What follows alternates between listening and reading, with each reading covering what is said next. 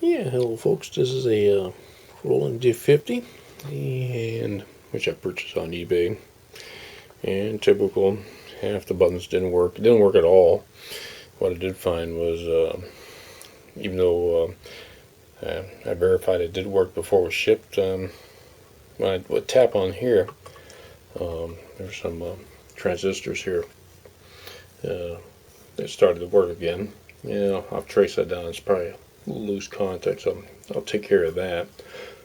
Either the transistors are bad, and when you tap on it, it brings it back to life, or it's got a loose connection somewhere. But at least it's powered up and working now. Now these buttons here, typical. Almost all the older synths, they go bad. No, actually, don't really go bad. They just get dirt in the contact. So I just take this stuff here, Deoxit 5, spray in here, work them, so they free up. You get cleaned up the contacts, then everything starts to work again. Just I know there's a lot of them here. Each one you got to go through. I did these 5 times. Spent about 2 hours cleaning them, working them, and spraying them down. And same thing with the inside of the keyboard. Clean everything, because dust is the biggest problem. This one was fairly clean, just a little dusty. After all, it's almost 30 years old, so there's going to be some dust. And that's the biggest enemy of these, is dust. That's what causes the most problem. And same with the key bed. The key bed I took all apart. And here's the key bed. 3 keys didn't work. And what I do is I highlight them in blue, so when I take them apart I know which ones to give an extra clean.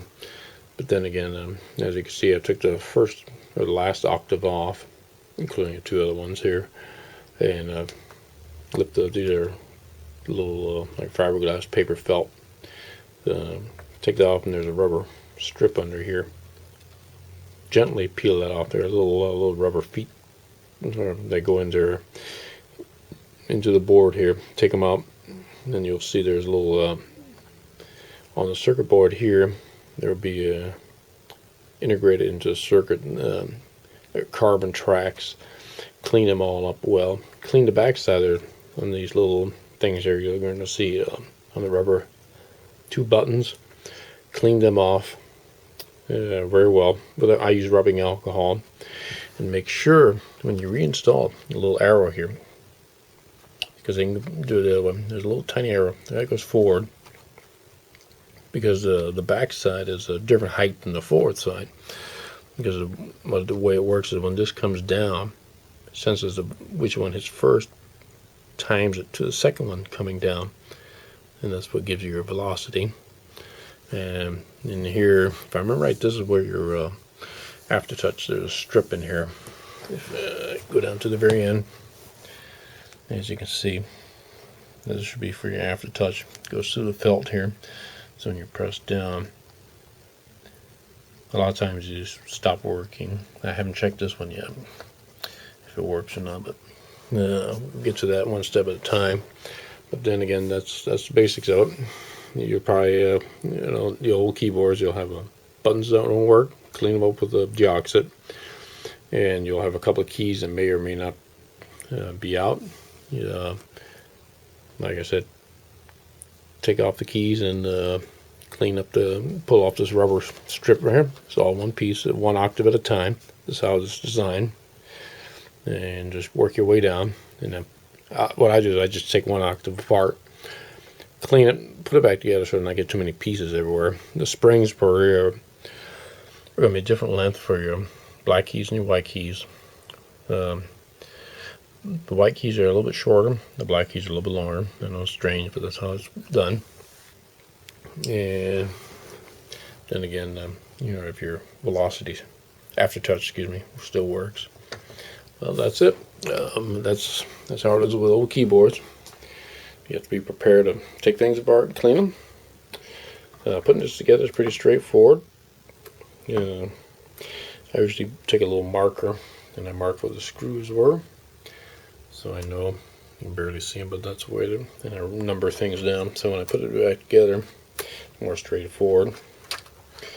There's a big bundle of wiring. Just clean all the dust behind them. The screen tends to get a little dust. This is the back side of it. Clean it all off. Just clean everything as good as you can. I take a vacuum cleaner. I take alcohol, Q-tips, shampoo, and disinfectant, rub everything, and then once everything is done, clean everything with alcohol, and then you have a pretty clean keyboard, because these things get really nasty over 30 years of use, especially the keys. My keys are now clean, the ones I took apart, but as you can see, they're glistening, they're white and nice and clean, but these had a nice nasty film of dirt right here, black and white.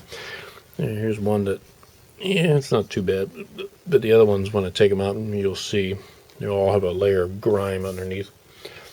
Clean it up, you'll have a much nicer keyboard. Dust everything off, because these things get filthy under here. Remember, now people's fingers have been on here. All the dirt falls behind the gaps here and gets down in there. So that's it. Alcohol, cleaning, disinfectant, detergents, lots of Q-tips. You're going to need that. You have to go along here, clean everything off. Use alcohol, and take that up. Take these. What I do is I'll go like this, put some back there, take the little strip out, and clean behind there, and you'll find that your velocity and everything starts to work again. One was completely on or off, was no, like gentle velocity, or it was only one. One was completely dead, and one was half-assed. But that's it. Okay. Take if you have your old keyboard, this is what you need to know.